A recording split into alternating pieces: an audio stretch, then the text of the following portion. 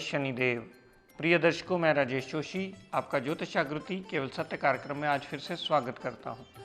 प्रिय दर्शकों, जैसा कि आप जानते हैं, आजकल हमारी चर्चा चल रही है बुध आदित्य राजयोग को लेकर, और साथ ही साथ आपको ये बता दूं कि हमने एक प्रतियोगिता शुरू की है जिसमें कि सूर्य और बुध का जो बुध आदित्य राजयोग है उसके बारे में ही सवाल पूछा जाएगा। जब ये मीन लगन की कुंडली लास्ट में इस प्रोग्राम के माध्यम से आपसे डिस्कस करूंगा, तो जिसका भी जवाब उस प्रोग्राम के बाद 5 दिन में सही हम तक पहुंच जाएगा, तो इस प्रोग्राम के माध्यम से मैं उस जातक को आपको रूबरू भी अवश्य करवाऊंगा।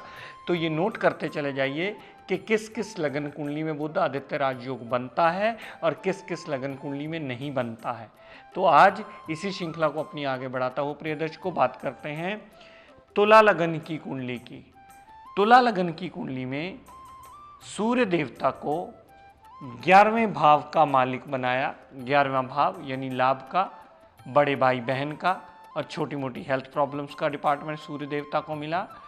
और शुक्र देव ने बुध देव को भाग्य का मालिक बनाया, पिता का मालिक बनाया, विदेश यात्रा का मालिक बनाया, धर्म को मानने का मालिक बनाया। और बुध देवता को 12वें घर का मालिक बनाया, यानी फजूल का खर्च, अस्पताल का खर्चा, जेल यात्रा, फॉरेन सेटलमेंट, इन दोनों डिपार्टमेंट्स का मालिक बुध देव को बनाया। यानी 9वें भाव का मालिक बुध देव और 12वें भाव के मालिक बुध देव बने। लेकिन प्रिय दर्शकों, बात यहाँ समझने की है कि इस लगन कुंडली में भी बुध आदित्य राजयोग नहीं बनता है। उसका सबसे मुख्य कारण ये है कि इस लगन कुंडली में भी सूर्य देवता अति मारक ग्रह माने जाते हैं। जो आपका शरीर शुक्र बना है या शुक्र देवता से बना है, या आपकी लगन की राशि शुक्र है या लगन की राशि तुला है, उसके स्वामी शुक्र हैं, तो शुक्र से ही सूर्य देवता की अति शत्रुता है। क्योंकि शुक्राचार्य दानव गुरु माने जाते हैं और सूर्य देवता देवताओं में आते हैं। तो सूर्य देव को डिपार्टमेंट तो 11वें भाव का मिला, लेकिन इस लगन कुंडली में छठे से छठा होने की वजह से सूर्य देव अति मारक ग्रह माने जाते हैं। और बुध देव इस लगन कुंडली में योग कारक ग्रह माने जाते हैं, क्योंकि बुध की साधारण राशि कुंडली के मूल त्रिकोण भाव में आ गई। तो प्रिय दर्शकों, इस लगन कुंडली में भी सूरज देवता के मार्कित्व की वजह से कभी भी बुध आदित्य राजयोग बनता ही नहीं है। सूर्य देवता कुंडली में कहीं भी प्लेस्ड हो, लेकिन अपनी दशा अंतरदशा में अगर धन का थोड़ा बहुत आगमन करवाता है तो साथ में हेल्थ प्रॉब्लम्स लेकर के आता है, साथ में बड़े भाई बहनों की सपोर्ट नहीं मिलती, वो सदैव छोटी मोटी दिक्कत परेशानियां देता ही रहता है। तो बात वही पुरानी हमारे समझने वाली आ गई प्रिय दर्शकों, कि जो ग्रह आपको कष्ट देने में सक्षम हो, जो ग्रह कुंडली में अच्छे डिपार्टमेंट का मालिक होते हुए भी आपकी लग्नेश यानी लगन बॉडी का अति शत्रु हो और आपको पूर्ण अच्छे फल कभी किसी कीमत पर ना देने के काबिल हो, वो राजयोग कैसे बना सकता है? वो अपनी दशा अंतरदशा में सदैव आपको कष्ट देता मिलेगा।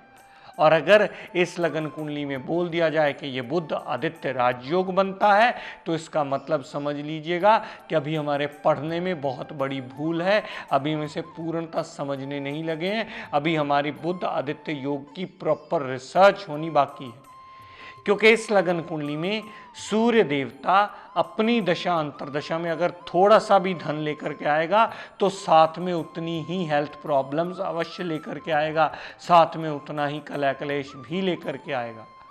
क्योंकि बुध आदित्य राजयोग में सबसे ज़्यादा ज़रूरी होता है कि दोनों अच्छे घरों के मालिक हों और लग्नेश के शत्रु ना हों। लग्नेश से उनकी मित्रता या सम होना अति आवश्यक है। लेकिन इस लगन कुंडली में सूरज को मार्केत्व की पदवी ही इसीलिए मिली है क्योंकि लग्नेश शुक्र है और 11वें भाव का मालिक सूर्य है। लाभेश होता हुआ भी सूर्य अपनी दशा अंतरदशा में साथ में कष्ट लेकर के आता है। किसी भी जातक की अगर तुला लगन की कुंडली है तो आप देख करके इजीली समझ सकते हैं और कैलकुलेट कर सकते हैं कि सूरज की दशा अंतरदशा अगर उस जातक को कहीं थोड़ा सा भी धन अर्जित करवाती है तो साथ में कई गुना प्रॉब्लम्स, टेंशन्स और छोटी मोटी हेल्थ प्रॉब्लम्स लेकर के ही आती है। तो जो ग्रह हेल्थ प्रॉब्लम्स और टेंशन लेकर के आए वो राजयोग कैसे दे सकता है। दूसरी सबसे बड़ी बात जो मैं पिछले 5-6 एपिसोड से आपको रिपीट करता चला आया हूं प्रिय दर्शकों, कि सूर्य बुध के बुध आदित्य राजयोग में कभी किसी कीमत पर भी बुध का अस्त नहीं होना चाहिए। बुध अगर डिग्री वाइज क्लोज कंजंक्शन में सूर्यदेव के आ गया और वो अस्त अवस्था में आ गया तो बुध आदित्य राजयोग बनता ही नहीं किसी कीमत पर, क्योंकि बुध को अस्त का दोष लगता है। ये बात विचार में सदैव रखेगा। कुंडली विवेचन करते समय इसका पहले ध्यान रखिएगा कि अस्त अवस्था में आने से ग्रह बलहीन हो जाता है और वो अपना रिजल्ट देने के काबिल अपनी दशा अंतरदशा में कभी नहीं रहता। और कोई जना अगर आपको कैलकुलेट करता हुआ कह दे कि बुध को अस्त होने का दोष नहीं लगता तो समझ लीजिएगा अभी उसके पढ़ने में कमी है। बुध को भी पूर्ण अस्त का दोष लगता है और अस्त होने की वजह से वो अपनी दशा अंतरदशा में जिस भी जातक की चलेगी वो रिजल्ट देने में कभी सक्षम नहीं हो पाएगा।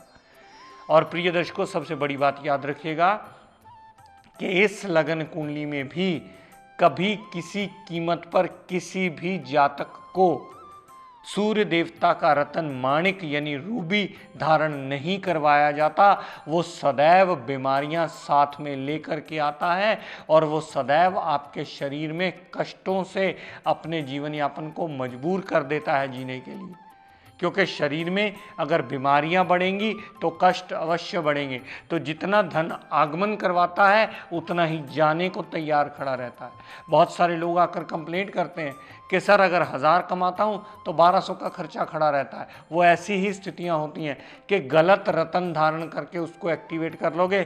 लाख अगर कमा के लाओगे, अगर वो कहीं डॉक्टरों के हिस्से निकल जाना है, कहीं टुटपाज में निकल जाना है, कहीं लड़ाई झगड़ों में निकल जाना है, तो उस लाख कमाए का आपको कोई फ़ायदा नहीं होगा या आपके लिए अब उस कमाई में कभी बरकत नहीं पड़ेगी। वो सदैव दिक्कत परेशानियां देती ही मिलेगी।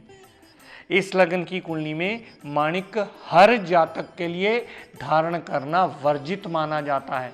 अगर कोई जातक इसे ये सोच के धारण कर ले या इस लालच में धारण करने कि मेरा लाभेश है, इसके पहनने से मुझे लाभ बढ़ जाएगा, तो ये उसकी सबसे बड़ी भूल होगी, क्योंकि उसका जीवन कम होना शुरू होगा, क्योंकि उसके शरीर का अति शत्रु है और उसके शरीर में छोटे छोटे रोग डेवलप होने शुरू हो जाएंगे, जिसकी वजह से उसका जीवन कष्टों से भरता चला जाएगा।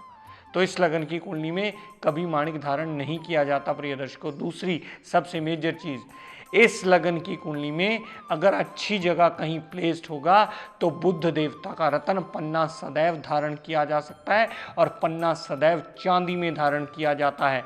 चंद्रमा और बुध चाहे अति शत्रु हो प्रिय दर्शकों, लेकिन चंद्रमा माता है और बुध उसका पुत्र माना जाता है और माता के गर्भ में पुत्र सदैव सबसे सुरक्षित रहता है और सदैव सबसे उत्तम फल वहाँ वो गेन करता है। उसे संसार का कोई दुख तकलीफ उसके नज़दीक तक नहीं आता। क्यों? क्योंकि माता के गर्भ में ही सबसे सुरक्षा उसको मिलती है। इसलिए चंद्रमा का रतन या चंद्रमा का जो उस रिंग में डाला जाता है पन्ना, वो सदैव चांदी में, चंद्रमा के लिए चांदी रिकमेंड की जाती है। चांदी की रिंग में ही बुध का पन्ना डाला जाता है।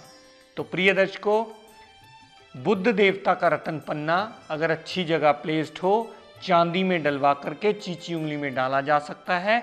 माणिक कभी किसी जातक को गलती से भी इस लगन कुंडली में धारण नहीं करना चाहिए, चाहे वो लाभेश के लिए कितना भी आतुर क्यों ना हो, चाहे लाभ में जितनी मर्जी कमी ना हो, क्योंकि वो शरीर को ख़त्म करने में भी बहुत बड़ा मेजर रोल प्ले करती है।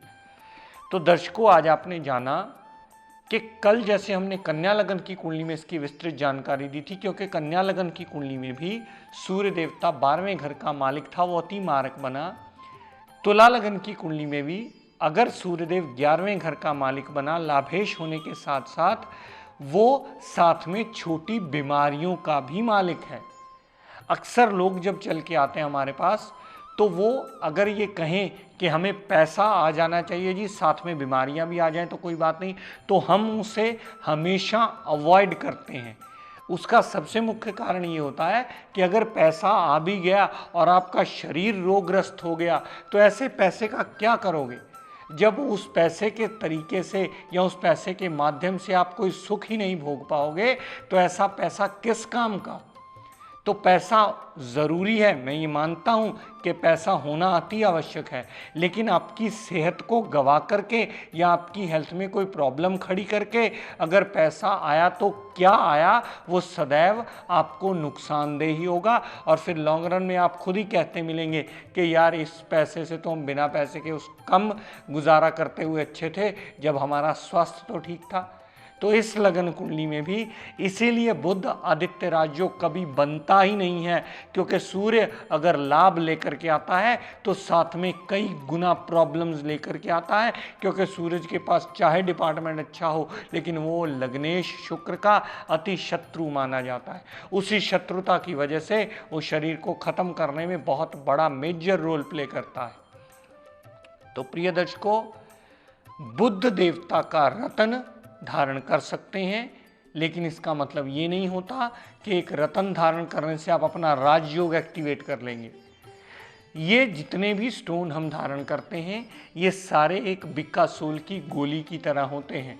इससे आप ओलंपिक्स में फर्स्ट नहीं आने वाले, लेकिन गाड़ी इतनी ज़रूर चल जाएगी कि आपका जीवन यापन आसान करने में मददगार ज़रूर सिद्ध होगी। तो प्रिय दर्शकों, अगर बुध आदित्य राजयोग अब आप सही मायने में पढ़ने लगे हैं तो आपके चक्षु जरूर ज्ञान के खुलेंगे कि कितनी कम लगन कुंडलियों में ये बुध आदित्य राजयोग बनता है, और बहुत सारी कुंडलियों में ये एप्लीकेबल ही नहीं होता। जिसमें सूर्य मारक हो गया उसमें ये एप्लीकेबल नहीं होता, जिसमें बुध मारक हो गया उसमें ये एप्लीकेबल नहीं होता। तो कोई भी योग को डिफाइन करने से पहले हमें ये देखना अति आवश्यक होता है कि वो लगन कुंडली कौन सी है, और हम जिस योग को डिफाइन करने जा रहे हैं उसके पास कौन से घर हैं, या वो किन घरों का मालिक है और उनका लग्नेश के साथ कितना रिलेशन है। दूसरी सबसे मेजर और सबसे इंपॉर्टेंट बात, जिसको मैं शुरू से बहुत ज़्यादा स्ट्रेस देता आया हूँ, कि डिग्री वाइज कैपेबिलिटी अवश्य देख लीजिएगा। डिग्री वाइज कैपेबिलिटी देखे के बिना कभी भी किसी भी कुंडली का विवेचन करते समय उसके राजयोग का या उसके फल का निर्णय मत कीजिएगा। अगर सूर्य कम डिग्री में हुआ और बुध को अस्त कर दिया उसने, तो भी ये राजयोग फलित कभी नहीं होगा। अगर बुध कम डिग्री का हुआ, सूर्य बली डिग्री का हुआ, तो भी ये राजयोग कभी फलित नहीं होगा। दोनों ग्रह की डिग्री वाइज कैपेबिलिटी उतनी होनी चाहिए, और दोनों ग्रह अच्छे घरों के मालिक या लग्नेश के साथ उसका अच्छा रिलेशन होना चाहिए, तब जाकर ये राजयोग फलित होता है, तब जाकर ये राजयोग रिजल्ट देने के काबिल बनता है। अन्यथा ये कभी रिजल्ट देने के काबिल बनता ही नहीं, ना डिग्री वाइज कैपेबिलिटी में कमी आने की वजह से, ना ही दोनों में एक ग्रह मारक होने की वजह से, ना ही दोनों में एक ग्रह अस्त, जैसे सूर्य ने बुध को अस्त कर दिया हो तब भी ये योग नहीं बनता, ये नील गिना जाता है। और बुध को भी पूर्णता अस्त का दोष लगता है। इस बात को विवेचन करते समय सदैव स्मरण रखिएगा। तो प्रिय दर्शकों, आज अपनी वाणी को यहीं विराम देता हुआ हम सब के लिए मंगल कामना करता हुआ शनिदेव से ये प्रार्थना करता हूँ कि हे शनिदेव हम सब पर अपनी कृपा दृष्टि दया दृष्टि सदैव बनाए रखें। जय शनिदेव।